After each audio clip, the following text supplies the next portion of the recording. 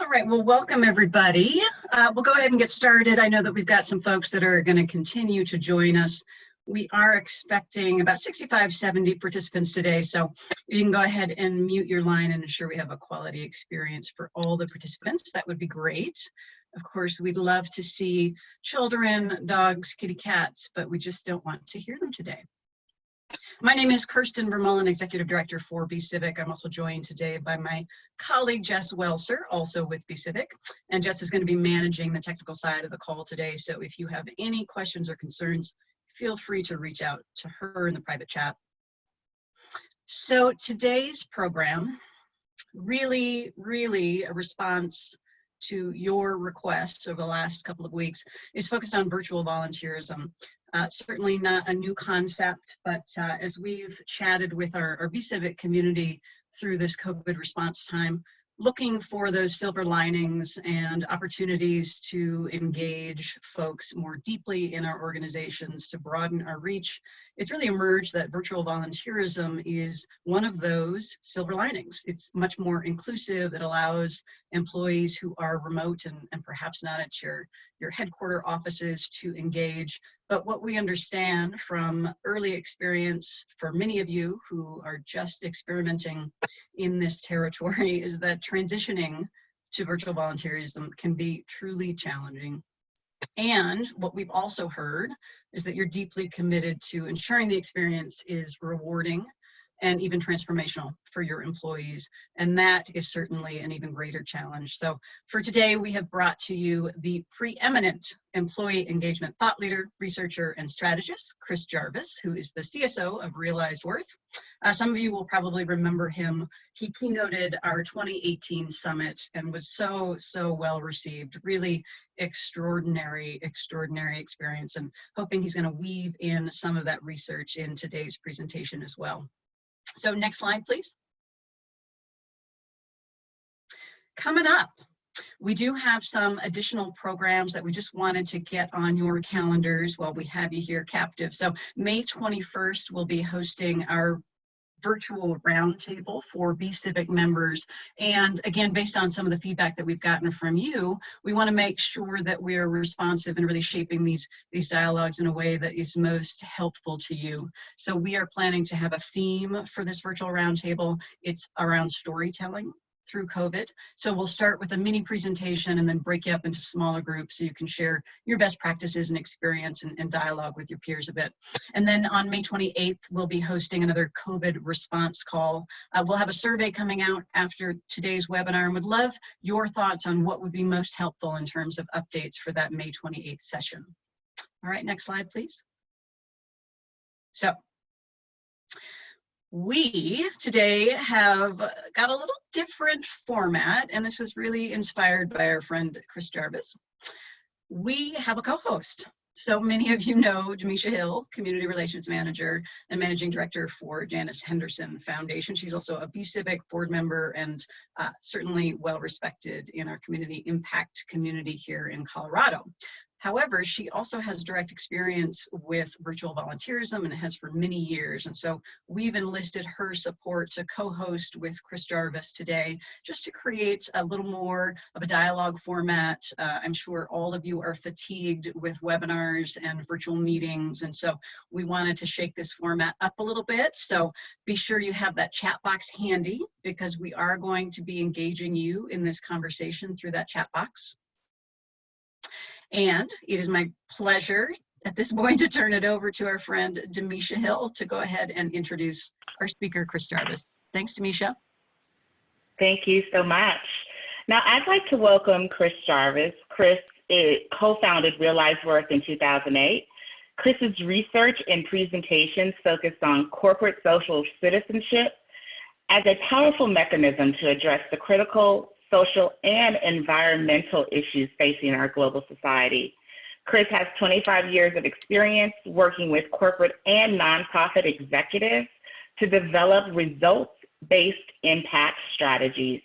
Chris also founded RW Institute in 2015 and is a founding member of Impact 2030. So I am so excited to hear from Chris and just dive a little bit deeper into virtual volunteering. So join me in welcoming Chris. Thanks. Great to have you. Great to be here. Thanks, Demisha. So wonderful. I appreciate everybody who has the courage to be on video today and to participate in this as much as make it as real as possible. And for those who clapped in the video, great. For those of you who are clever enough, you throw an emoji in there, clapping hands. There's extra points there. So a couple things about, okay, now there's more. That's awesome. Okay, good. This is really good. So I have I struggle with self-worth. I think we all do to some degree or another. And one of the things for me is when you do a presentation like this, the worst version is no video, no chat, nothing. It's just you're talking to your phone like a crazy person, right? So you're trying to be interesting, you're trying to react to, but you can't see anything. It's just awful. And Kirsten's right. Like most people that I talk to have been on 5, 6, 7, 8 Zooms a day. So the whole thing is getting maybe a little, I don't know if it's old or just uninteresting or whatever it may be. So here's how I navigate that personally. My self-worth is directly tied to the chat box. So the more chatting we see there, the better I can feel about myself. So when I hang up and I go into the other room and I think, I didn't say that, or I should have, I meant to say this. Oh, I stumbled over this. I mispronounced that word. So everybody thinks I'm crazy. The one thing that I'll have to turn to is, but everybody was chatting. So they were there. It was great. So if you want to throw somebody a bone who is really desperate and needy, that's me. You'll use the chat box, and you can use it a bunch of different ways. You can ask questions. You can respond to my questions or just to some of my crazy comments. You can talk to each other. Words of encouragement from Krista are great. Anything like that is great. And the people who are engaged the most, so you have your video on, using the chat box, you're talking to each other, get a free iPad. So Be Civic is giving out a free iPad at the end of the call today. I'm lying.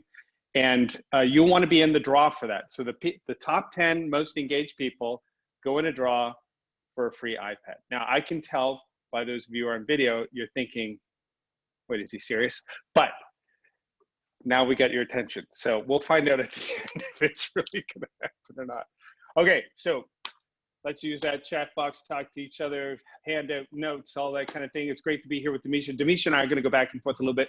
She's going to be watching the chat box. I'm going to be interacting with her rather than, of course, everybody on the call, which would be kind of difficult. But if there's something, like I said, I just want to be very clear. If there's something that we go by and we went by too fast, or it didn't make sense, or you have an experience that's different or something to add, please use that chat box, call that out. I'll be checking in with Demisha, and we're going to have a great time together. We've only got 50 minutes left.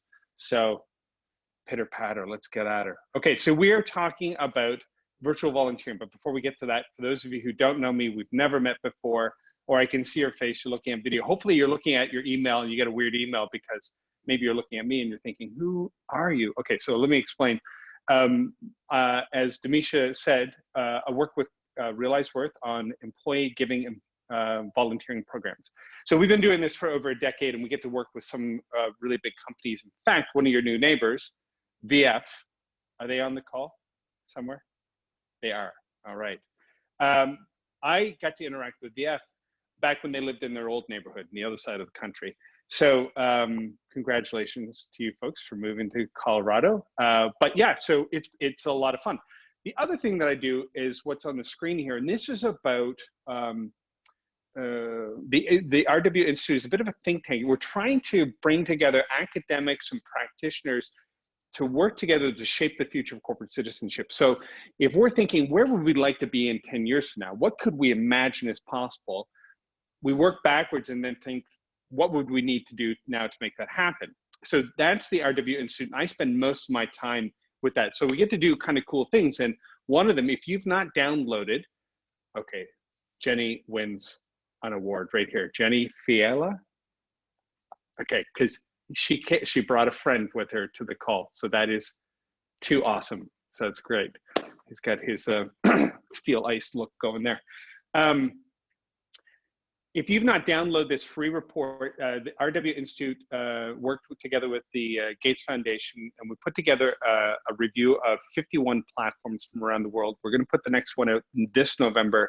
We're going to have a big section, obviously, on virtual volunteering platforms, but that's free. That's about an $80,000 report that if you're thinking about switching platforms, or you just want to know, how does our platform compare in terms of functionality? It's not an evaluation. It's just sort of a what's out there and who's doing what. So we're not making in this report any promises, and we're not telling you who you should go with, but it can provide a bit of a time saver. We'll send that URL out. Actually, we're going to put it in the chat, right? Oh, Zoom doesn't do live URLs. Okay, Dana, could you just drop the URL in there, and then we can cut and paste it and move that. Okay, but that's just an example of the kind of work that we're doing at the Institute. But that's not what we're here to talk about today. We're here to talk about virtual volunteering. So the interesting thing about this global pandemic, besides our fascination with toilet paper, apparently, when the world ends, the #1 thought in our minds is toilet paper. So I don't know how evolved as a species we are, that will be in the chronicles of history. But yeah, so toilet paper, and we're stuck at home, and we're washing our hands, we're preoccupied with hygiene. And virtual volunteering has been around for a very long time.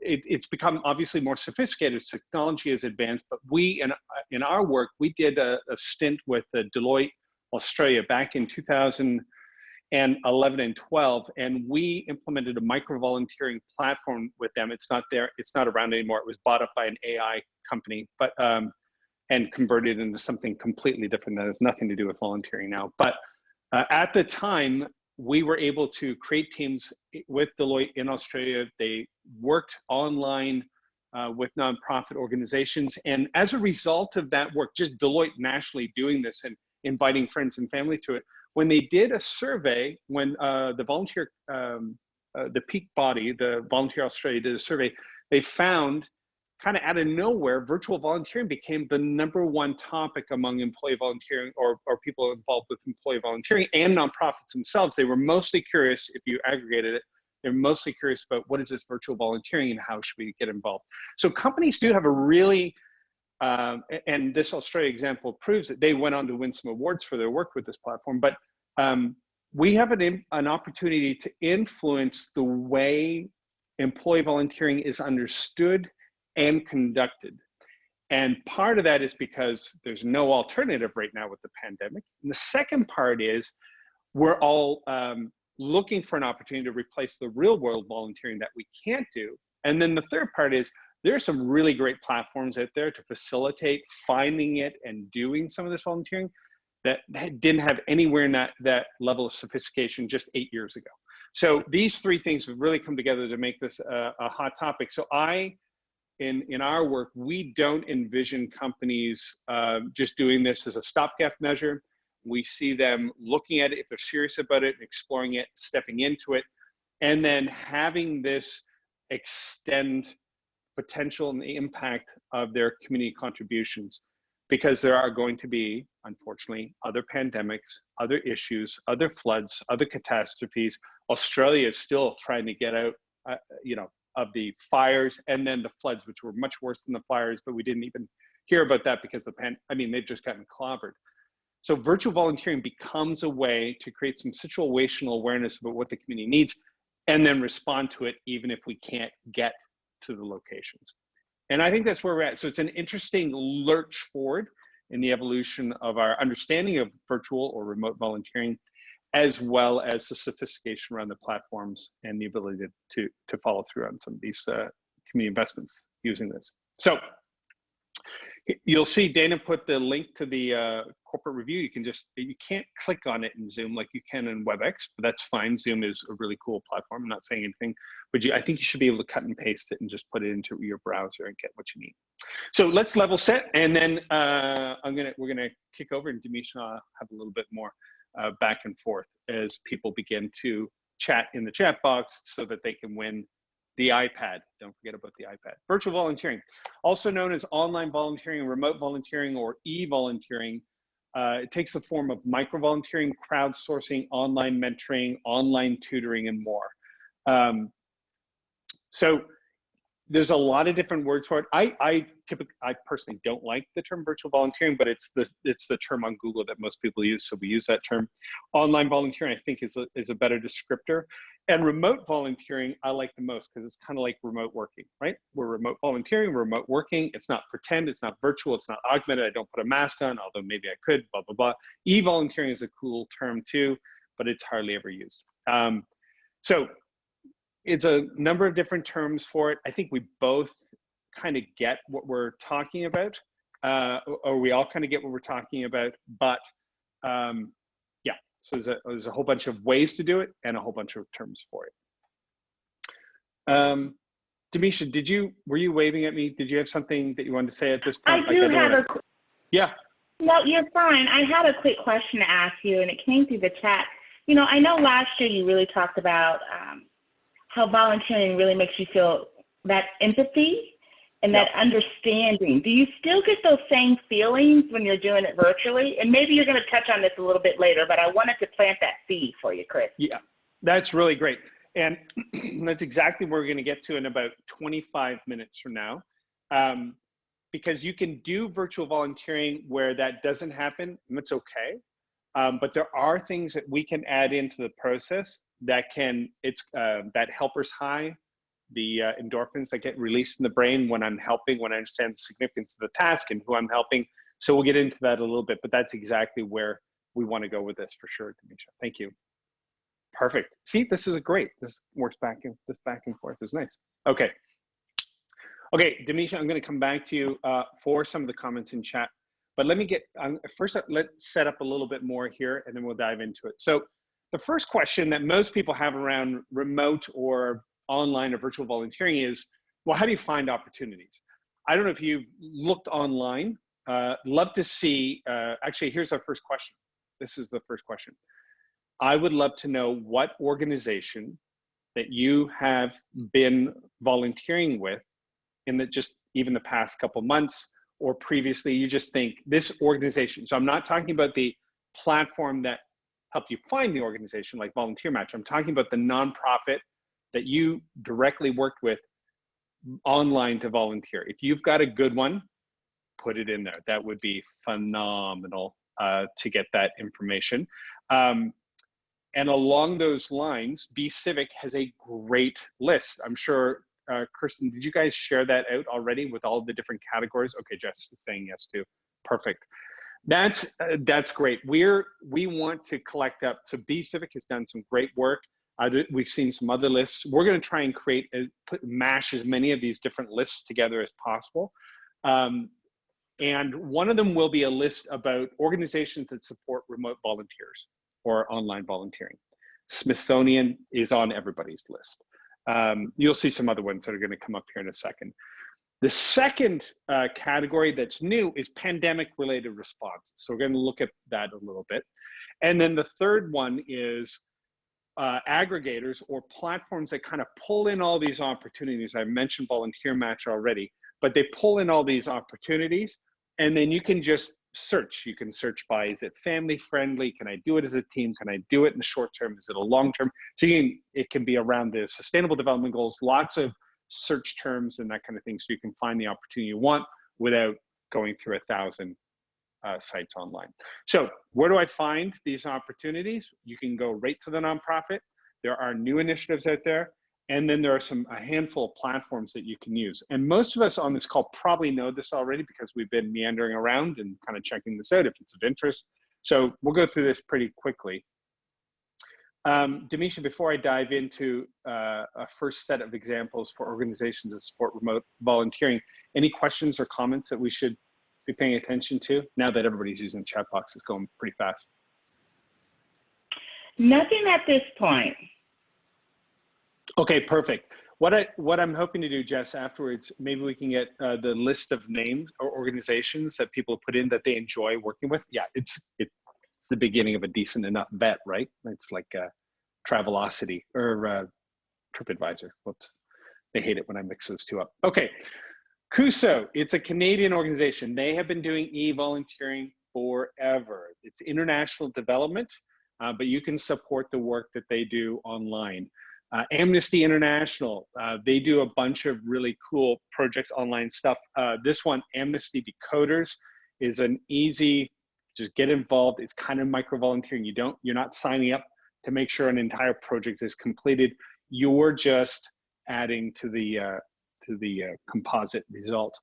Another one, I could be, I forget what part of the world they're in. They do some mentoring, micro mentor. This is an interesting one. This is impact related, but they've been around for quite some time. So micro mentor is good at doing online volunteering, but they've actually adjusted to specifically be responding to some COVID stuff. Missing Maps. I don't know if you guys know this organization or not. We recently did a little bit of a pilot with Missing Maps with quite a few people from Apple online. And Demisha, to your point, we ran it like a transformative thing. So we had a brief and a debrief, and that's what we're going to talk about in about 20 minutes now. But they were a great organization just to step in and handle that many people from, Apple. They're a demanding organization. So some new initiatives. Oh, wait, let me stop there. Demisha, tell us about one that I didn't put up here that's really good at working with volunteers online is TutorMate. Now, we've known TutorMate way back when, for a bunch of different years, and have really been excited about helping them connect to local schools and whatnot. Demisha, could you, for anybody who hasn't already heard you talk about how much you love TutorMate on this call, could you just give us a little tiny bit of an overview and why you enjoy it? Yeah, TutorMate, we've been partnering with them for over 5 years, and it's really tutoring first and second grade students on reading. So the reason why we do it is it's easy for our employees to do. As long as you have a computer and a telephone, you actually virtually tutor students on reading.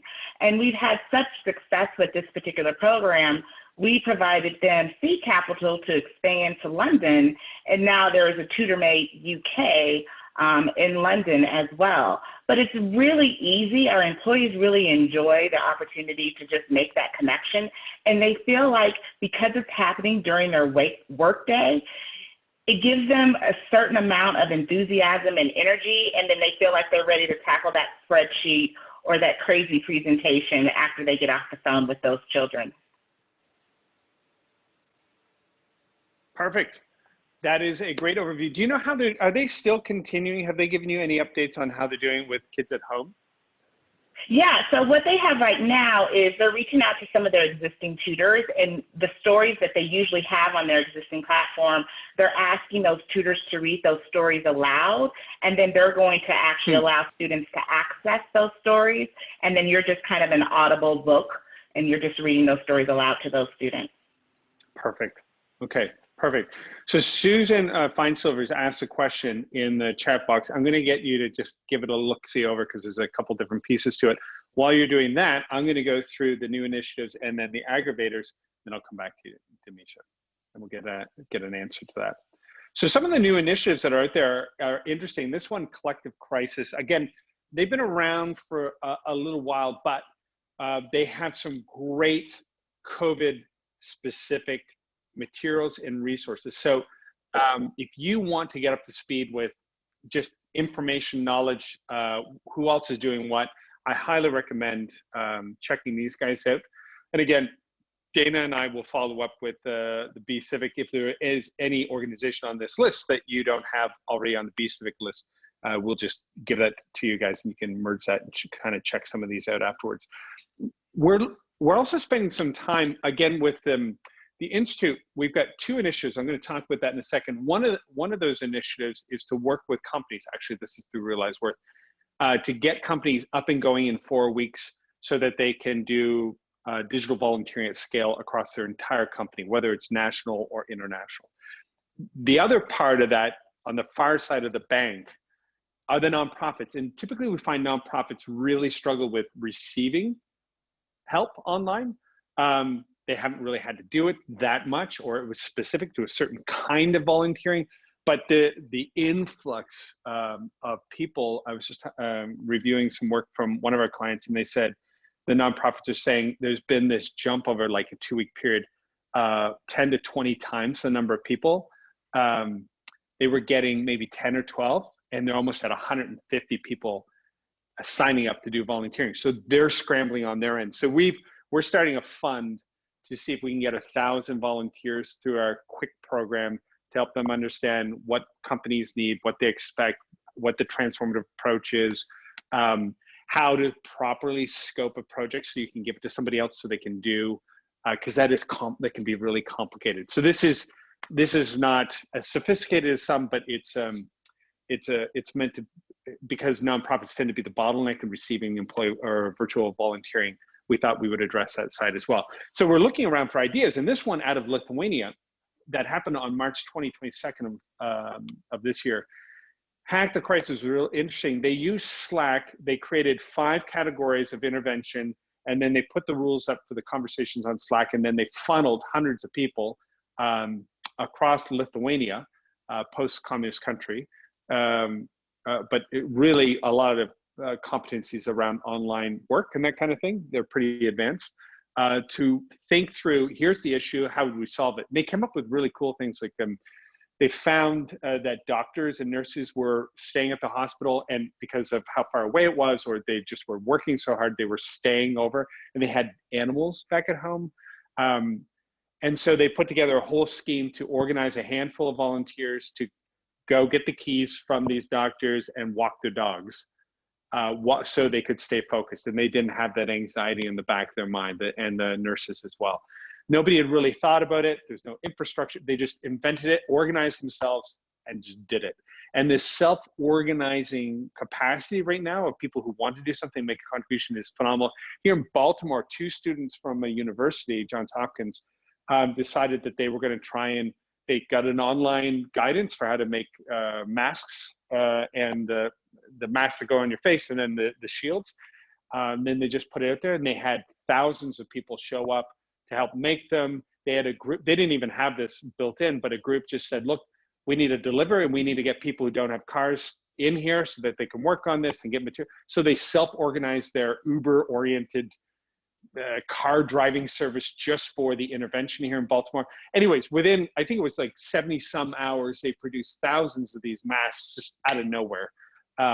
So there's a ton of potential, but it does take a little bit of organizing, obviously, to do a hack the crisis. Most people, I think, are just stealing good ideas and building on them from different places. And then finally, aggregators. So we have the nonprofits that are really good at it. We've got sort of unique responses, volunteer responses that are virtual. And by virtual or remote, it means that we do the volunteering. I can make the masks at home. That's kind of not technical at all. I'm not even on my computer. I'm making masks. I found out about it. It's remote. I'm doing it at my house. I drop the box somewhere. Somebody comes by and picks it up and delivers it to the hospital. I don't go to the hospital. So that we still consider virtual or remote volunteering, which is why I don't like the term virtual that much. So it can be real world stuff like walking dogs. It just means you're not going to the nonprofit to put food in a box, like all together at a place kind of thing. It's a little different that way. Okay, so here are some of the aggregators. The first one is part of the Be Civic community in Colorado. Revere is a homegrown organization. Have we got Brian on the call? I can't see his name here. I'm sure he's on the call. Just wave. There he is. Hey, Brian. How's it going, brother? So he can tell you more about it. I'm just mentioning it. You'll want to follow up with them. Great site. Lots of cool clients already. I'm very happy to be able to share some of this. So just if you want to get the inside scoop on what this is about and what's going on from somebody in Colorado who's already part of Be Civic and kind of gets this community, Brian would be a great person to reach out to. So highly recommend that. Volunteer Match, they're one of the oldest. They actually started way back when and have really kept to the main goal, which is to provide as much opportunity, visibility online as possible. Jane Cravens has a good history of the start of virtual volunteering, so you could get her book. I think she's the only person who's ever written a book on virtual volunteering, so it's by Jane Cravens. It's a bit old, but still some great information in there. Taproot, obviously they focus on skill-based volunteering, but they have some good online volunteering as well. Catch a Fire, this comes with pre-scoped projects. Obviously, there's a price for this one because you're paying for that service. This is more concierge type service. And when companies interact with Catch a Fire, they make a donation, and then Catch a Fire finds the organization that they have this really cool matching system that they've developed. Rachel Chung, she's brilliant, she's delightful. Prepper's another one that we found. This one's in Canada. This one, when you sign up here as a company, now there's a bit of a cost per employee, so it's maybe out of many companies' reach, but you get like a box mailed to you with a whole bunch of materials. It's like you get Apple quality packaging and all this kind of thing. So they're kind of a cool organization if that's more of what you're looking for. Moving Worlds, if you don't know this site, you should go there.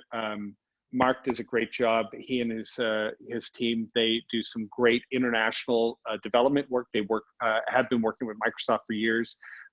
They have some good resources, good material, good insight.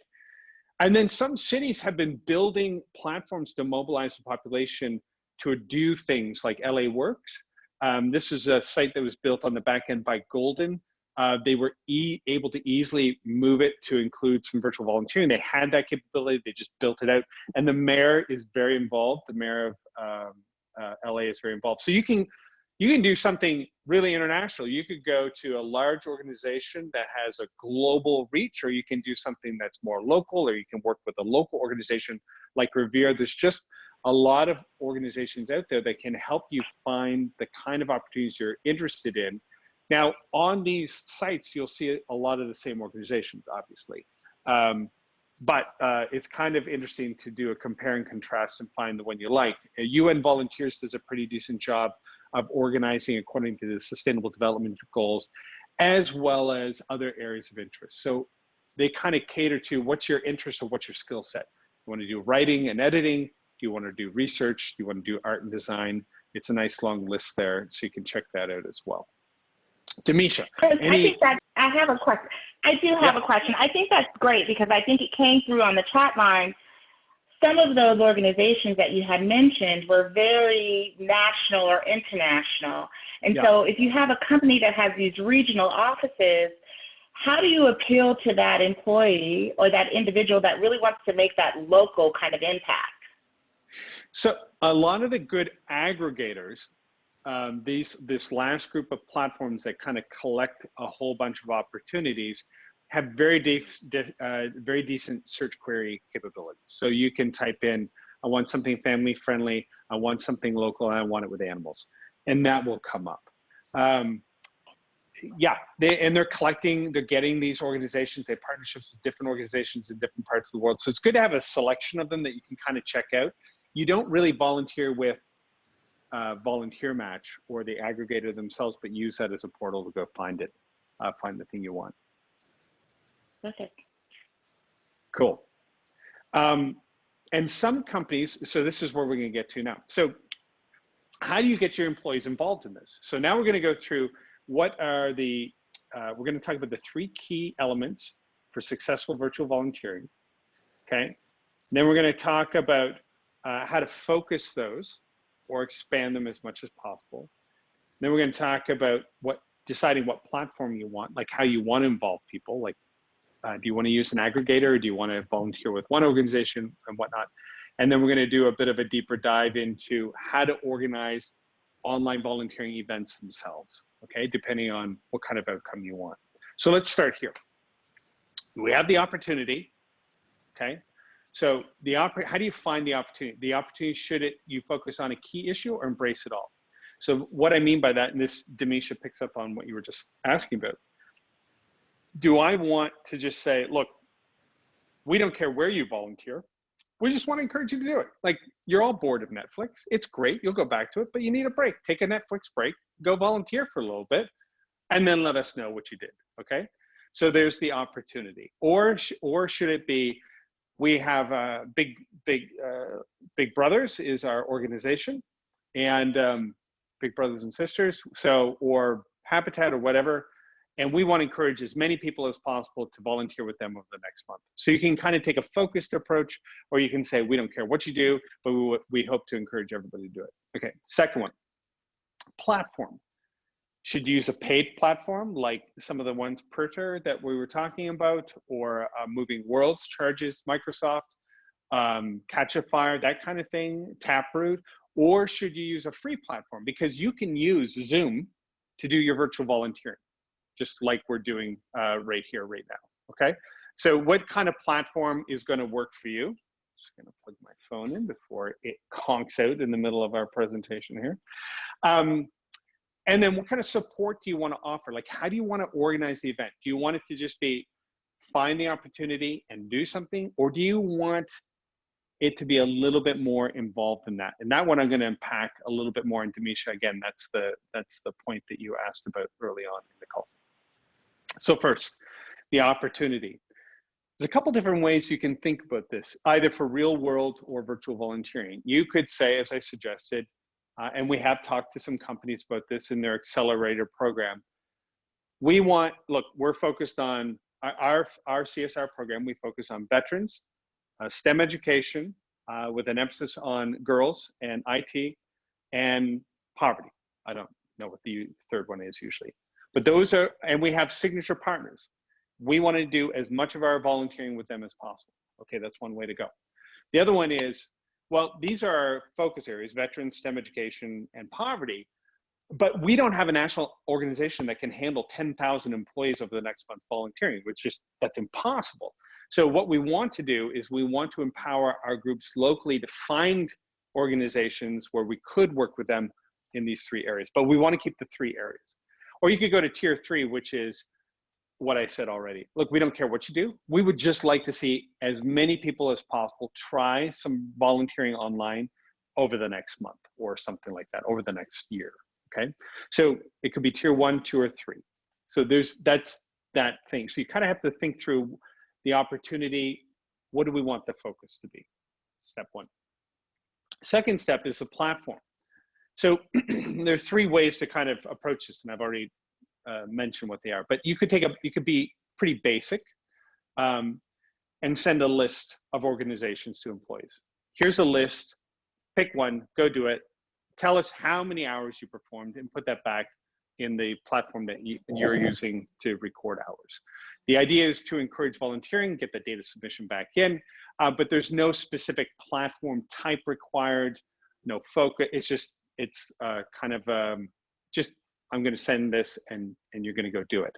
Or you could you could take a basic approach and say, here are the 5 organizations that we recommend volunteering with because they focus on veterans or they focus on a COVID response. But that's still kind of a basic approach because you're just sending links and then you're leaving it up to individuals to do their own thing. A guided approach is one where it kind of requires team leaders to mobilize and engage in projects. So very much like in the real world, if you have captains or ambassadors who organize events and reach out to the nonprofit and make sure it's uploaded with whatever platform software you use to manage your employee giving and volunteering. And then they go to the event and they kind of make sure everybody has a great experience and you finish the tasks and then they follow up afterwards. If you wanted to do something akin to that, which is a lot more intentional in terms of supporting and mobilizing through your key ambassadors or champions or captains, we would consider that guided approach. It closely mirrors real world volunteering, and you would make use of a range of different platforms like Zoom to have your organizing meeting with the nonprofit, maybe do a Zoom call to do your brief and your debrief, so on and so forth. Concierge is the third level in terms of platform function. The first one is just a list of different nonprofits where you could go or where you could find opportunities. Guided is you have some key individuals organizing, collecting people to calls and teams like this. And then the third one is that concierge service. This one is pretty pricey though, per person, per hour volunteered. But you just sign them up and give them what they want, and people have this phenomenal experience. It's just like catered to your every whim. They'll do whatever you want. Everybody's drinking margaritas while they're volunteering. It's just like, it's a day at the beach. Well, it's not exactly, but it's a lot less hassle for the people who are managing these events to have a partner with that level of sophistication. Again, we price some, if you've got 10,000 employees, you're looking at dropping $30,000 to $50,000 for that kind of thing. So it can be a little pricey. But if you're not spending money on conferences and you have nowhere else to spend it, why not? Okay. The third one, the support. Okay. So we looked at, we've been looking at the three things here, right? We looked at the opportunity, the platform, and now the support we want to be able to provide to the individuals who are going to be doing it. And this now finally we get to, and I think almost exactly to the time I thought we might, which surprises me more than anybody, the support that we offer for the volunteering experience online. There are two types. It's transactional or it's transformative. And you've probably heard me talk about this, and if not, this will be one of the first of quite a few times if you ever hear me again, but you hear me talk about this. Transactional approach, the primary focus, it's a market-based approach where we want to match your skills to the need, right? So we're bringing those two things together. That was the genesis of Volunteer Match. There's a lot of people who have something to offer and a lot of need. Maybe we can make use of this new internet thing to help make that connection, okay? And transactional is not bad at all. It's just that's the focus, making this connection. And the primary outcome is get the task done, give the volunteer a sense of accomplishment. There could be some skill development. And as people get involved in these organizations, they may become donors and supporters of the organization, okay? So that's a fairly straightforward understanding of I give something, sort of get something, maybe some skill development, a sense of accomplishment, and we go on, okay? Good stuff, very good stuff. Transformative says all of that is great. We just want to switch it slightly and make the primary focus the perspective change in the volunteer themselves. So as we get, and this is true for real world or virtual volunteering, as we get people involved in the volunteering, what happens to them? So we are going to do the task, we are going to do the thing, but some of our key indicators of success are the psychological, convictional, and behavioral changes in the individual who volunteers. So as I volunteer with Missing Maps, I go in, I don't know anything about Missing Maps. Honestly, before this whole virtual volunteering thing started in earnest a couple months ago, I had never even heard, I don't think I heard of Missing Maps. I'm sure I had, but it never stuck, right? There's no reason for it to stick. But now we're doing something with Apple and blah, blah, blah. So now I'm like, oh my gosh, I didn't even know this was a thing. Should I be doing something about that? Like, what's my role in helping identify these groups of people who need this kind of support? And so that's how I view myself. All of a sudden, I'm involved in this narrative. So a psychological change is how I perceive myself in the world. A convictional change is what I believe to be true about the world. I didn't know that was an issue, so now I'm revisiting my belief system. So a convictional change. And then a behavioral change. This one is the only observable one. Do I ever go back to Missing Maps? Do I find myself talking about it to try and work out what it means to me, what I should do about it? That behavioral change, do I go back and volunteer again? Do I invite other people to volunteer? These are the three key indicators of success for transformative volunteering. How I perceive myself in the world, what I believe to be true about the world, and how I behave in the world. Now, the primary outcomes are personal growth, sense of inclusion and belonging. You have to have a shared experience in there, skill development, positive culture change for the company. So it's slightly different in terms of the emphasis. Both on the surface of it, you could stand and watch two people volunteering with Missing Maps and think, I don't know if it's transactional or transformative. You kind of, it's very subtle, the differences, but we're going to unpack that in the next slide, and then we'll do a wrap up here. Demisha, anything that we should check in on? Any questions or comments? Yeah, I did get one question, and they were really wanting to know, have you heard anything from companies about how long they're going to suspend in-person volunteer opportunities? Yep. I find that it pretty much is tied to the risk tolerance of their lead counsel. So there's some lawyer somewhere who's like, oh, hell no, not till next year. And then some other lawyer's like, yeah, it should be okay in July. Like it's kind of all over the map, but some industries hire lawyers who are a bit more risk intolerant. So we're finding banks are like, nope, we're done. We're not even going to be allowed to think about this, about real world volunteering. So we are all in for the foreseeable future. And then some are saying, okay, we want to begin looking for nonprofit opportunities in September, October. We'll check June or July to see where we're at, but that's what we're hoping for. It's been interesting. Yeah. Thanks. Okay, cool. And there's some great notes in here. So I'm so looking forward to getting a copy of the notes, comments afterwards. Thank you, everybody. You're really helping my self-esteem right now. So we can do this, right? 13 minutes left. We can make this. Okay. I'm not that nervous, but I am a little bit like needy. So my question is, if you've done online volunteering, did you ever do it where you had did you ever do it in a team? That's my first question. You did it with a group. And if you did do it with a group, can you just say the organization you did it with, or the focus of the volunteering? Like it could be your local food bank, right? All right, so that's the question. Did you do it as a team online? And who did you do it with? And then the follow-up question was it good? like, was it, after it was over, were you like, okay, that was just a lot of trouble. I'm okay to volunteer on my own. So I would like to know that. So perfect. So we get some answers coming in there. Andrea says, yes, we hosted a Zoom call with the team to write letters to older adults. It's great team building. Okay, perfect. That is great. That's a good example. Thank you cards, Denver Leadership Foundation. Kristen writes this, only 3 people zoomed in and everyone said they would make their cards later. Kristen, did that hurt your feelings a little bit? You can say yes or no. Yes, it did. Sorry. All right, Dan, is there a research going on to measure the impact of individuals who are volunteering virtually conviction behavior compared to live experience or past? No. No, there is some really decent research around virtual volunteering. We're going to be through the Institute, we're going to be kind of organizing some of that, letting that out or sharing some of that. A lot of it's research papers that are too in-depth for most people to have time to read, but we're going to try and do a little synopsis.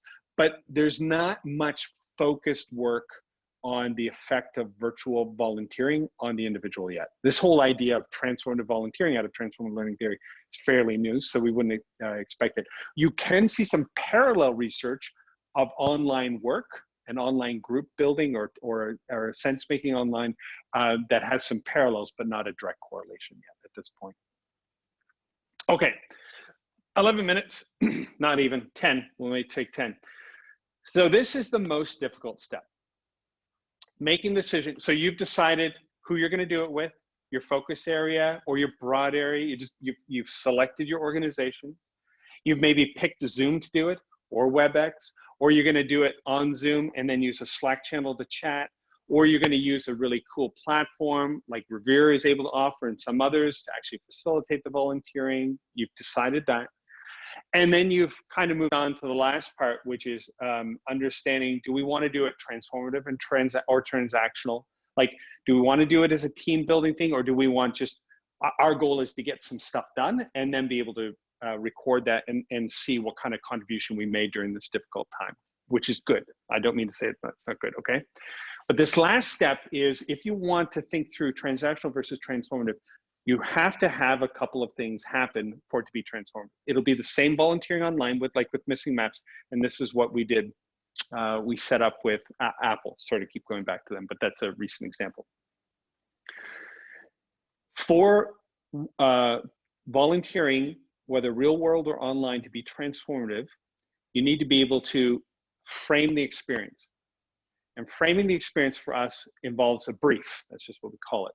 We talk about what we're going to do, how we're going to get it done, a bit like our friend who held a Zoom call and only 3 people showed up, unfortunately. Kristen. What we're going to do, how we're going to get it done, and then why it matters. Now, why it matters is really important because there's 2 pieces to why it matters. We need to be able to talk about the significance of the task. Why does this matter? What's the point of writing these letters? What's the point of tutoring these kids? That's pretty self-evident. What's the point of whatever we may be doing in this project together? Why is it critical? Why does it matter for me to take 2 to 3 hours of my time right now or sometime to do that?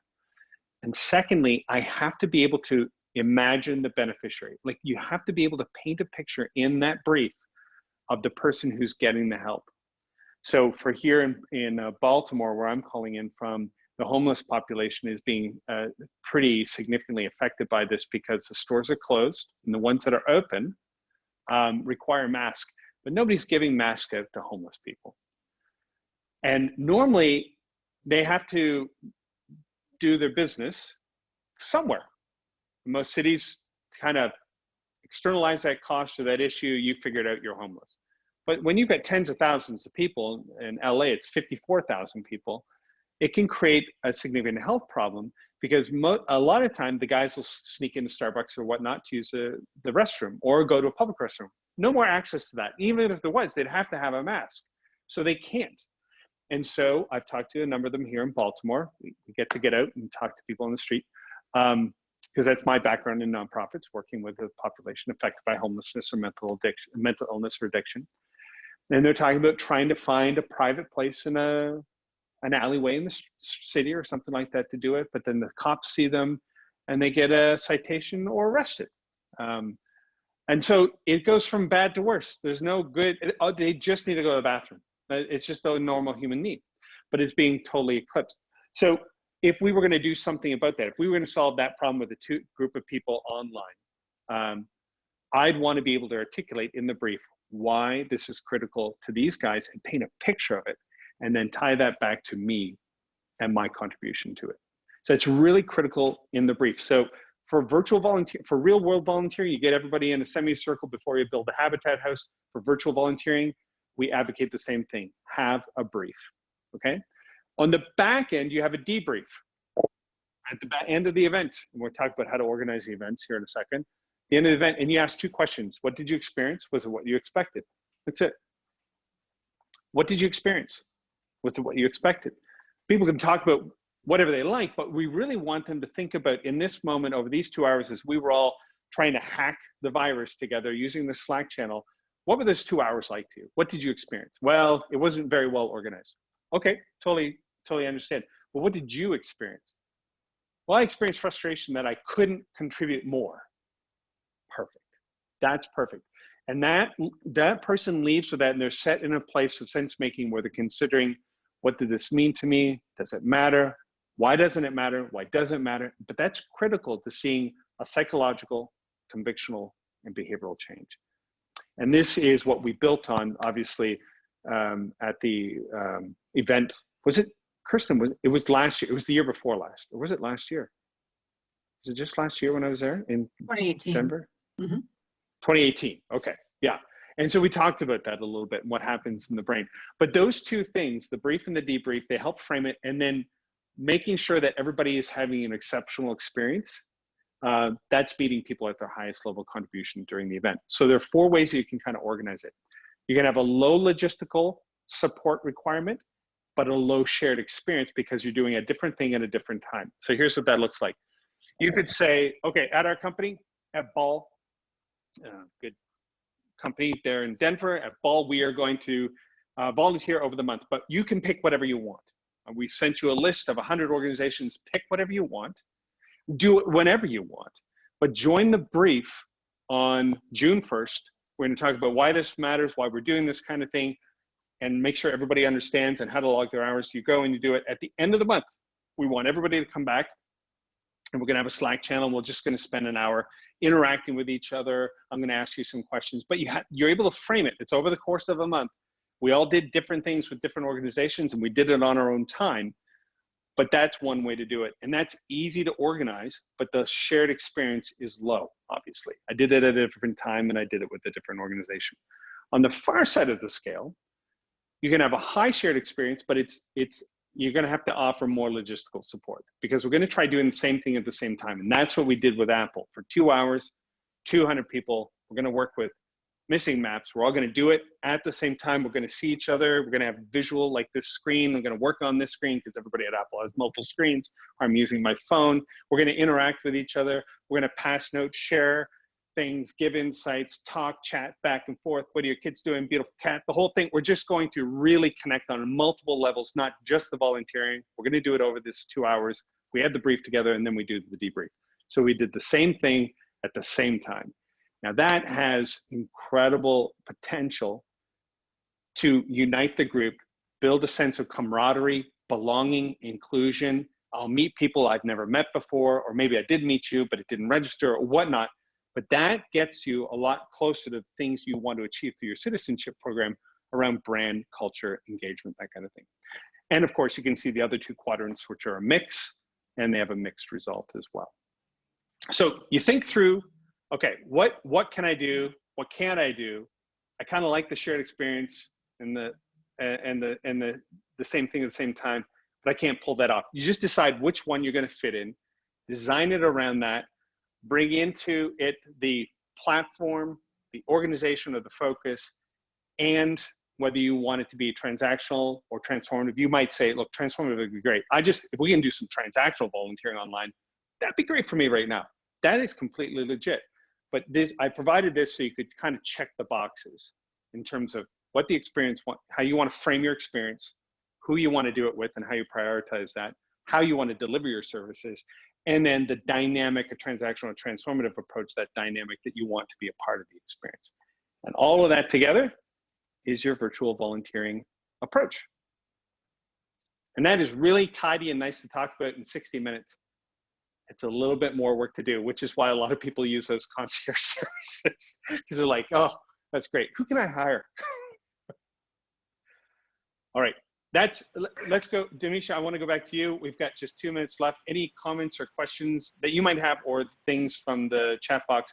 And then I'll give it back to you, Kirsten, here after that.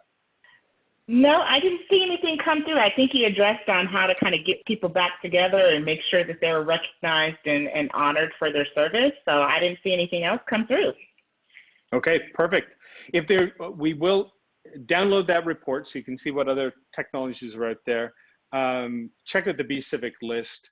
We'll follow up with a handout that explains transformative and transactional a bit more. And if you are thinking, I would love for somebody to take all of that and just make it work at my company over the next 4 weeks, and then we'll just keep doing it, like for the next 4 years. I'd love to talk to you about that. We do that. I'm sure there's some other organizations that have some models and programs and services that could help you set that up at your company and make that work as well.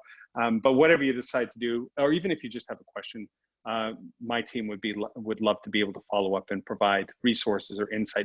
And we'll make our big lists of platforms and volunteer organizations available for free to everybody that we can as well. Kirsten, sorry. Thank you, Chris. Yeah, let's give him a round of applause. Yes, yes, yes.